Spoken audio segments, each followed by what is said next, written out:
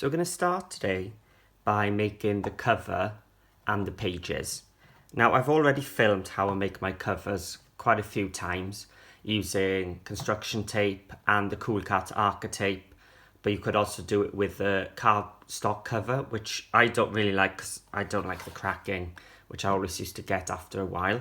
So I do stick to tape. So if you want to see how I put the album itself together, or the cover together, go back and have a look at some of my other videos. I'll give you the measurements for the chipboard. So it was cut at 8 by 8, so two pieces 8 by 8, and the spine then was also 8 by 1 3/4. Okay. If you've got the Cool Katz box with the drawer, I found this fitted perfectly inside, but it was a bit of a tight squeeze if you're going to add something on the front. So if you're going to put it into the drawer, just make that a little bit shorter. Just make your spine a little bit slimmer. Okay, so that's the cover. So it's an 8 by 8 album. And then the pages are going to be 7.5 by 7.5 inside. So let's start by doing the spines first, because then that'll explain why the pages are built like they are. So the spines are 7.5, but I've actually cut it a little bit tinier, shorter, so that when the pages come to slot over it, they'll just slot in a bit easier. But I'm talking just a little hair's breadth under, not even 1/16. So they're both 7.5 or just under. So the wider one is 2.5 inches, and the slimmer one is 1 3/4.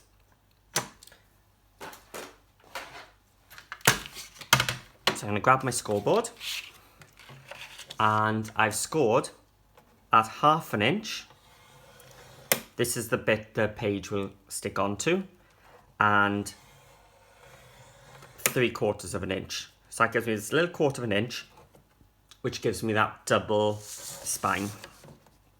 And again, I've turned it round, 1/2 and 3/4 again. And I've done the same on this one, 1/2, 3/4, turn around, 1/2, 3/4.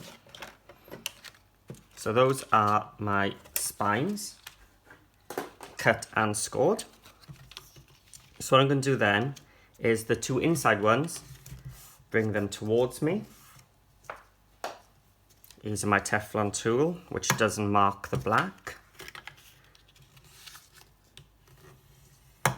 So I've created a U shape. And then the other two, these 1/2 inch ones, I'm just going to score back and forwards, because this is where our pages will turn. So you want to just train it to go back and forwards. So let's do it on the other side as well.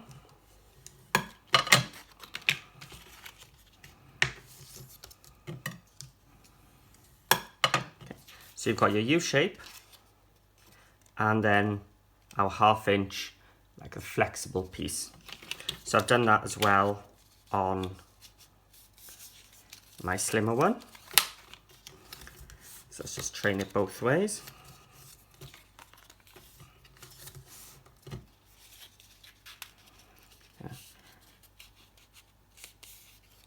And once we're here, let's just add the score tape onto it.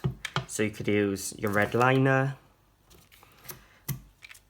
So the tape is strong, but because we're going on to the grey board, I'm going to use some glue as well. So let's bring in our cover.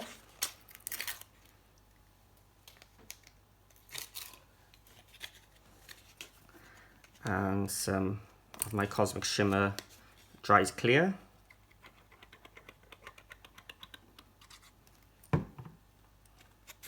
Just get it right to the edge.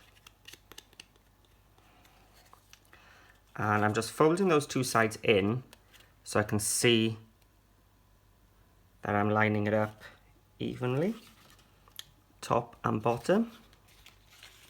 So if you just had your tape, you wouldn't have as much wiggle room, but that glue just gives me some time to move it if I need be to straighten it out. And then I'm going to do the same with my slimmer one. My tape's a bit thick. I need to get smaller than my slim one. So what I'm going to do is just cut it up the middle.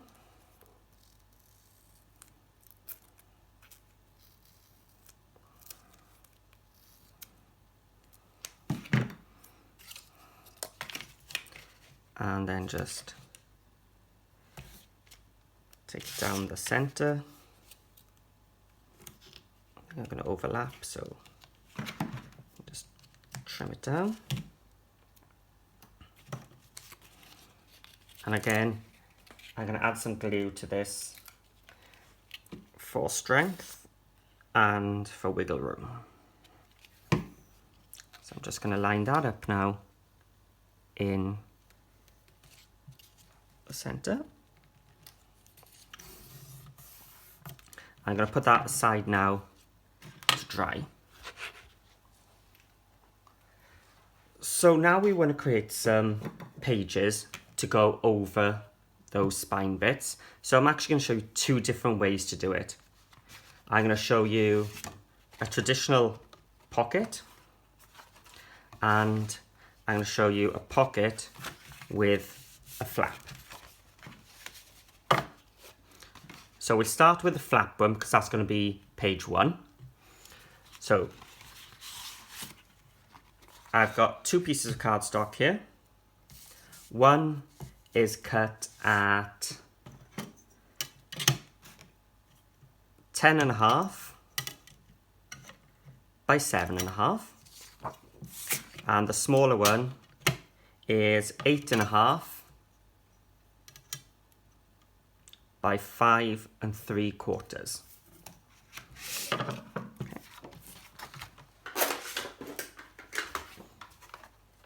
Okay, so with my 10.5 sheet, with it, the 10.5 across the top of my scoreboard, I'm going to score at 3 inches. So this now is going to give us our flap. And then my 8.5 inch one along the top, I'm going to score it half, rotate it, and score it half.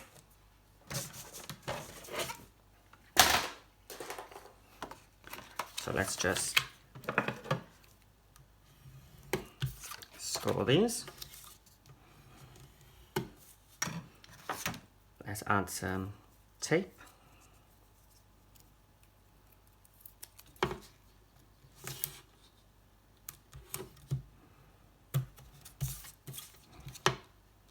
I think I do prefer the score tape just because you can tear it, whereas the red liner, you've got to use your scissors, and I find the static on that just annoys me. So again, I've added some glue onto that tab. So this is now going to create a pocket on the inside of this flap. So I'm just going to turn it this way around. So I'm lining up my corners. So this side's still got the tape on. So I can put that down without worrying, lining it up. And then I'm going to line up the other side.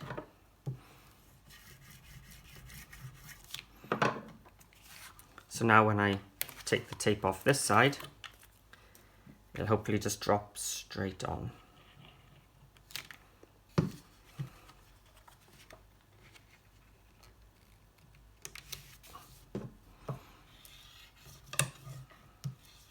So if you've got excess glue, just wipe it off, but it will dry clear. And that is our page. And you can see we've created that pouch bit, which later on will go over our hinge.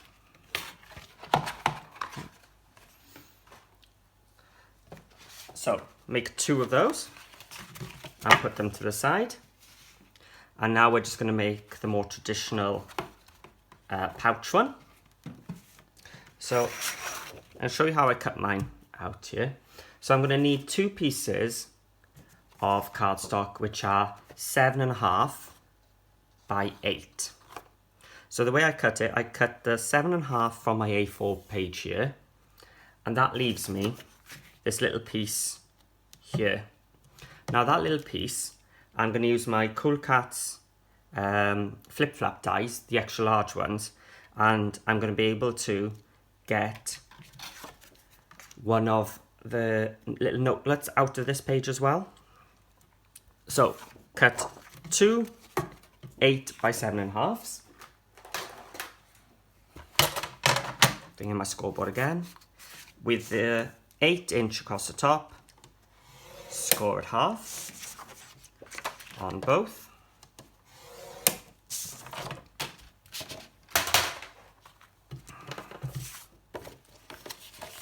Just fold them over. So if you've seen my Cityscapes album, I actually made that just with 4 of this page. So these pages can be swapped in and out, as many as you want.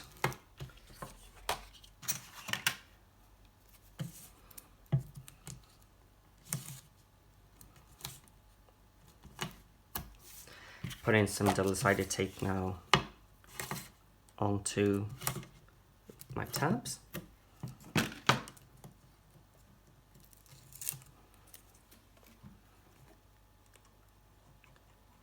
Again, some glue for strength and for some wiggle room.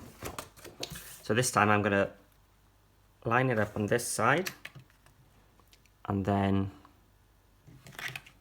bring it down onto this side.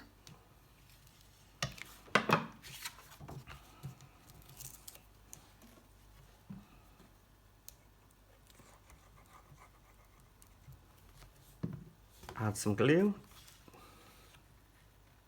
and bring it down. So again, I've created some pouches ready to go onto my spines. So there are my 4 pages ready done. I'll show you what I've done with that extra piece now. So because A4 is quite a strange size, rather than score it, what I did, I placed it up into this corner and I folded my cardstock into that corner as well, and then just took my burnishing tool and folded it in half.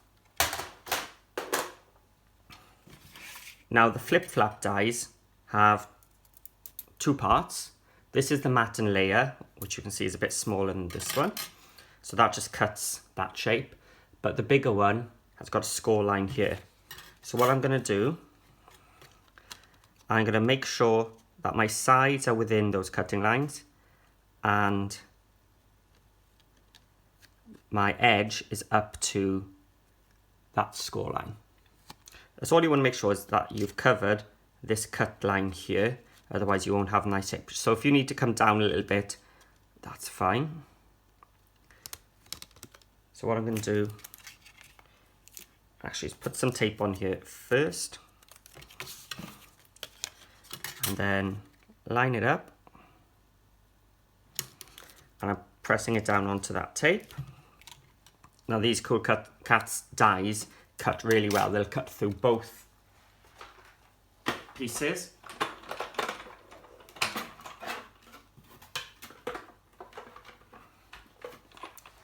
So you can see they're only small, so I've just got my little Platinum 6 right now.